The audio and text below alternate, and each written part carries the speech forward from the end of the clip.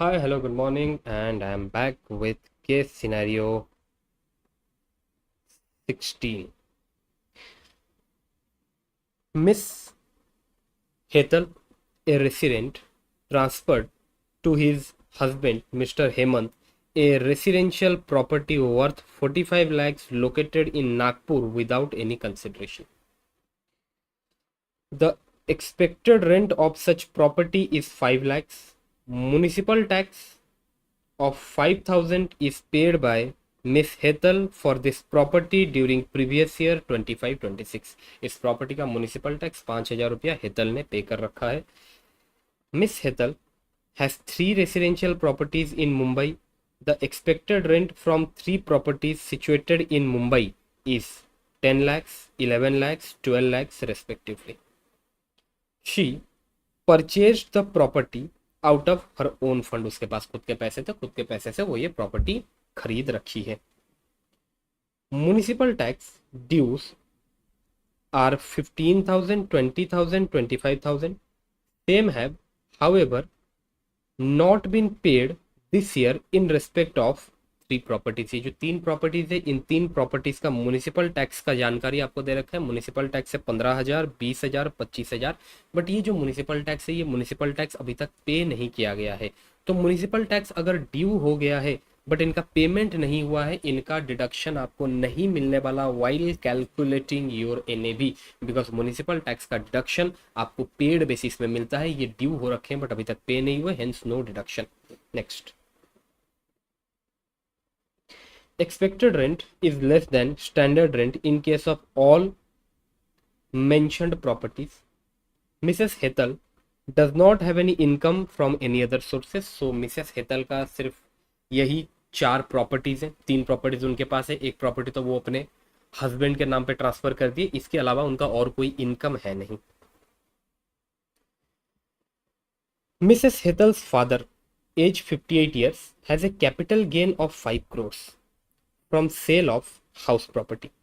He reinvested the proceeds from sale in another residential house of 4.98 cr and the remaining sale proceeds were deposited in saving bank account. तो इन उनको जो ये 5 करोड़ मिला था from sale of house property, out of 5 crore 4.98 crore वो invest करते हैं in another residential house. तो यहाँ पर उन्हें एग्जाम्शन मिलने वाला है अंडर सेक्शन 54. कितना एग्जाम्शन मिलेगा? जो भी अमाउंट उन्होंने इन्वेस्ट किया है, कैपिटल गेन का जो भी अमाउंट उन्होंने इन्वेस्ट किया है, सो यहाँ पर उन्हें एग्जाम्शन मिलने वाला है 4.98 CR का. He paid 1.5 lakhs towards LIC premium and he has no other source of income. Mrs. Hetal's grandfather age 81 years and has interest income of 6 lakhs on fix deposit. Grandfather का interest income है 6 लाख रुपए का fix deposit से. He has no other income for previous year 25-26. He has to fly to USA for his treatment of cancer on 31st July 2026. His return of income is not filed before his fly to US.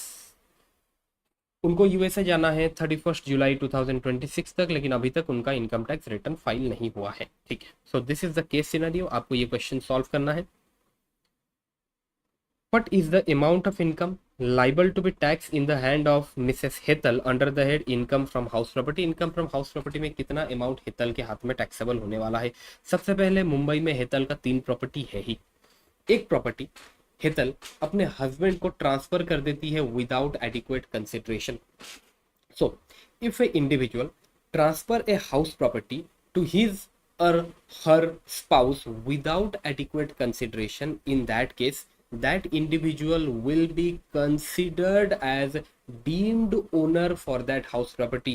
So in this case भले ही house property Hetal Hemant के नाम पे transfer कर देती है, फिर भी उस हाउस प्रॉपर्टी का डीम्ड ओनर हम हेतल को ही कंसिडर करेंगे. हाउस प्रॉपर्टी का इन्हें भी हेतल के हाथ में ही टैक्सेबल होने वाला है। So from that concept of deemed ownership मैं ये कह सकता हूँ हेतल के पास 4 प्रॉपर्टीज का ओनरशिप है और ये चारों के चारों प्रॉपर्टीज हेतल सेल्फ ऑक्यूपाई कर रखी है बिकॉज इन प्रॉपर्टीज को लेट आउट करने का कोई भी जानकारी नहीं दे रखा। Hence we will assume that all this 4 properties has been self occupied by Miss Hetal. तो अगर 4 प्रॉपर्टीज वो सेल्फ ऑक्यूपाई कर रखी है सर, 2 प्रॉपर्टीज को तो हम एसओपी कंसिडर करेंगे, but what about other 2 properties? Sir other 2 properties को हम DLOP that is deemed to be let out consider करने वाले हैं। now the question is sir, out of these 4 properties कौन से 2 properties को हम SOP कंसिडर करें और कौन से 2 properties को DLOP कंसिडर करेंगे? सर जिन प्रॉपर्टीज का एक्सपेक्टेड रेंट हायर है उनको सर एसओपी कंसिडर कर लेते हैं, बाकी जो 2 प्रॉपर्टीज हैं उनको डीएलओपी कंसिडर कर लेंगे। इट मींस सर ये जो मुंबई के 2 प्रॉपर्टीज है ना जिनका एक्सपेक्टेड रेंट आपको दे रखा है 11 लाख एंड 12 लाख, इन दोनों को सर हम एसओपी कंसिडर कर लेते हैं, इनका एनएवी हम कंसिडर कर लेंगे nil. SOP property means nil NAV. What about remaining 2 properties? एक प्रॉपर्टी मुंबई में है जिसका एक्सपेक्टेड रेंट है 10 लाख और एक प्रॉपर्टी जो वो अपने हस्बैंड को ट्रांसफर की थी जिस प्रॉपर्टी का वो डीम्ड ओनर है सर उसका एक्सपेक्टेड रेंट है 5 लाख। सर ये 2 प्रॉपर्टीज को हम डीएलओपी कंसिडर कर लेंगे। ये 2 प्रॉपर्टीज को अगर हम डीएलओपी कंसिडर करते हैं इन that case what will be the GAV? Sir GAV हो जाएगा 15 लाख, 10 लाख प्लस 5 लाख 15 लाख। सर अगर ये जीएवी हुआ, if this 15 lakh is GAV, sir यहाँ से मेरे को लेस करना है म्युनिसिपल टैक्स तो मेरे को मिलेगा एनएबी। सर म्युनिसिपल टैक्स कितना लेस करूँ? सर यहाँ से मैं म्युनिसिपल टैक्स लेस करूंगा 5000, वो जो आपका 5 लाख वाला प्रॉपर्टी है, प्रॉपर्टी जिसका एक्सपेक्टेड रेंट है 5 लाख, सर उसका जो म्युनिसिपल टैक्स है 5000, सर वो 5000 लेस करूंगा। सर ये जो प्रॉपर्टी है जिसका एक्सपेक्टेड रेंट है 10 लाख, सर उसके अगेंस्ट में म्युनिसिपल टैक्स है 15,000, बट ये म्युनिसिपल टैक्स ड्यू हुआ है पे नहीं हुआ। अगर ड्यू हुआ है पे नहीं हुआ है इसका डिडक्शन नहीं मिलने वाला, तो म्युनिसिपल टैक्स का जो डिडक्शन मिलेगा दैट इज 5 लाख ओनली। तो ये आ गया आप लोगों का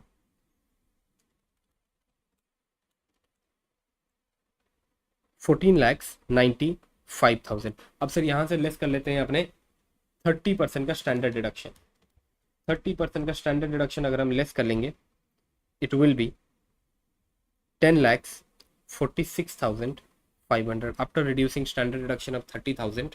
after reducing the standard deduction of 30%, your income taxable under the head income from house property is 10,46,500, that is your option B। अब देखो एमसीक्यू क्वेश्चन है इसीलिए मैं दोनों प्रॉपर्टीज को कंबाइन करके एक ही कैलकुलेशन कर लेता हूँ, लेकिन लेट सपोज अगर ये एमसीक्यू नहीं होता और एक सब्जेक्टिव क्वेश्चन होता, अगर एक फुल फ्लेज क्वेश्चन होता 4 मार्क का, तो कैसे कंबाइन करके करते, अलग अलग कैलकुलेशन करते, अलग अलग प्रॉपर्टीज का अलग अलग कैलकुलेशन आपको शो करना है, ध्यान रखना भाई, ठीक है।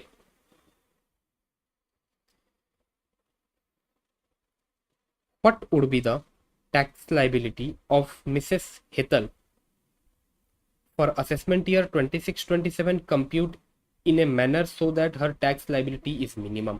तो कहना यह है कि हेतल का टैक्स लाइबिलिटी आपको कैलकुलेट करना है और ऐसे कैलकुलेट करना है उनका टैक्स लाइबिलिटी मिनिमम आना चाहिए। अब मुझे एक बात बताओ, हेतल का इनकम आपको मालूम है सर, हेतल का इनकम है 10,46,500। अगर वो ओल्ड रिजीम में गई तो कंफर्म उसे टैक्स पे करना पड़ेगा, बट अगर वो न्यू रिजीम में जाती है उसका टैक्स लाइबिलिटी नील हो जाएगा, because under new regime there is a rebate under section 87A available up to 12 lakh. So अगर वो न्यू रिजीम ऑप्ट करती है, न्यू रिजीम में टैक्स पे करती है, इन दैट केस उसका टैक्स लाइबिलिटी नील आएगा due to rebate under section 87A। I don't think मुझे ये और एक्सप्लेन करने का जरूरत है। Next,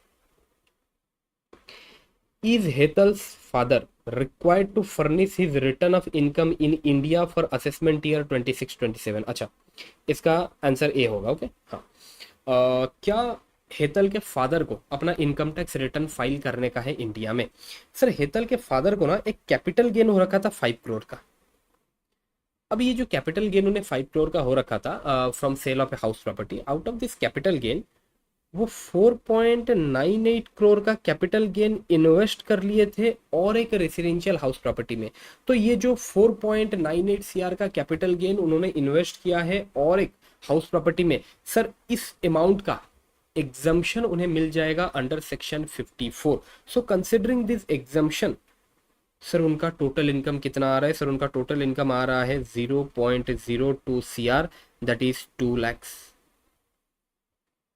so considering this exemption under section 54 उनका टोटल इनकम आ रहा है 2 lakhs. लेकिन अगर हम ये 2 lakhs को देखें और ये सोचें, अच्छा एक सेकंड, ये बताने से पहले मैं आपको ये बता दूं दैट हमने क्या प्रोविजन पढ़ा था। ऐसे कौन लोग होते हैं जिनको मैंडेटरीली अपना इनकम टैक्स रिटर्न फाइल कर फाइल करना रहता है? पहले एक बार मैं आपको वो रिवाइज करा दूं। Individual,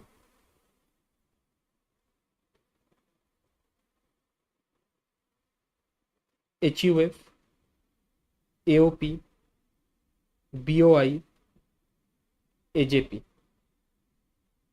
having total income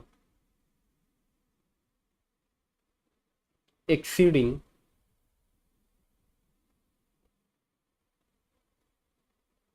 basic exemption limit.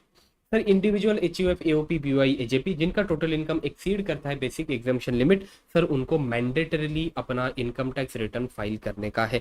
तो सर यहाँ पर अगर मैं देखूं सर उसका तो टोटल इनकम 2 लाख आ रहा है, which is very much with in the limit of your basic exemption limit. ये जो 2 लाख है ये बेसिक एग्जामेशन लिमिट के अंदर ही आता है।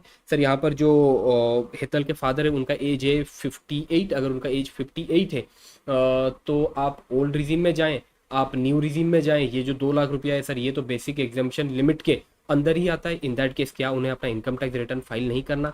भाई एक बात ध्यान रखना, यहाँ पर जो हम टोटल इनकम लिखे हैं ना, this total income will be considered before the effect of 54 series and before effect of chapter 6A. Total income will be calculated before the effect of chapter 6A. Chapter 6 है sir वो जो आपके deductions वाला chapter था, okay, before the effect of exemption under 54 series. मैं 54 series का बात कर रहा हूँ, that is section 54, 54B, 54D, 54EC, 54F में सारे 54 सीरीज के जितने सेक्शन है सारे सेक्शंस के अंडर जो एग्जाम्पशन दिया गया है उसको, चैप्टर 6A के जो डिडक्शंस दिया गया है उनको, उनके इफेक्ट से पहले जो टोटल इनकम है आपको वो टोटल इनकम को यहाँ पर कंसिडर करना है। तो अगर मैं यहाँ पर सेक्शन 54 का जो एग्जाम्पशन है उस एग्जाम्पशन के इफेक्ट को हटा दूं, सर उसका टोटल इनकम है 5 करोड़, और अगर उसका टोटल इनकम 5 करोड़ है मैंडेटरली उसे अपना इनकम टैक्स रिटर्न फाइल करना पड़ेगा बिकॉज उसका टोटल इनकम एक्सीड करता है basic exemption limit. In that case he is required to file his return of income. But बात यह है कि अब सर उसे अपना रिटर्न ऑफ इनकम फाइल कब तक करना है? सर इंडिविजुअल है, रिटर्न ऑफ इनकम फाइल करने का ड्यू डेट है 31 जुलाई 2026। So your option B, yes he is required to furnish return of income on or before 31 जुलाई 2026। Is Miss Hethel's grandfather required to pay advance tax during previous year 25-26 if he has shifted out of default tax regime? Okay, so grandfather default tax regime से shift out कर रखे हैं, old tax regime में आ रखे हैं, तो क्या grandfather को एडवांस टैक्स पे करने का जरूरत है? ग्रैंडफादर का जो इनकम है दैट इज ओनली 6 lakhs, और ग्रैंडफादर का ये जो 6 lakhs का इनकम है this is from FD interest. एक बार देख लेते हैं। ग्रैंडफादर जिनका एज है 81, इट मीन्स वो एक सुपर सीनियर सिटीजन है और उनका इकलौता इनकम है 6 lakhs का from interest on FDs। Okay, so considering this, अगर एक रेसिडेंट सीनियर सिटीजन जिसका बिजनेस इनकम नहीं है, a resident senior citizen not having PGBP income is not required to pay advance tax। दोबारा रिपीट करता हूं, resident senior citizen PGBP income नहीं है, उसको एडवांस टैक्स पे करने का जरूरत ही नहीं है चाहे उसका टोटल इनकम जितना भी हो। इन दिस सिचुएशन हेतल के जो ग्रैंडफादर हैं सर वो रेसिडेंट सीनियर सिटीजन है, सीनियर सिटीजन तो है, रेसिडेंट के बारे में कुछ बोल नहीं रखा, वी आर एज्यूमिंग दैट वो रेसिडेंट है, और उनका PGBP इनकम है नहीं, इकलौता इनकम है इंटरेस्ट इनकम, हेंस उनको एडवांस टैक्स पे करने का कोई भी रिक्वायरमेंट नहीं है। So option A, no, he is not required to pay advance tax since he is a senior citizen. So your answers are B, A, B, A, B, A, B, A, B A and B C. Oh okay okay okay, sorry sorry sorry, it's my mistake, it's my mistake. मैं आधा पढ़ा option को, sorry, मैंने option को आधा पढ़ा। Your correct option is option C. He is not required to pay advance tax since he is a senior citizen and not having any income under the head PGBP. Okay sorry, my mistake, मैंने सारे option को पढ़ा नहीं, एक option को देख के option ने टिक कर लिया। ओके ठीक है, so option C is correct. चलो ठीक है, सो नेक्स्ट मिलते हैं केस सिनेरियो 17 में।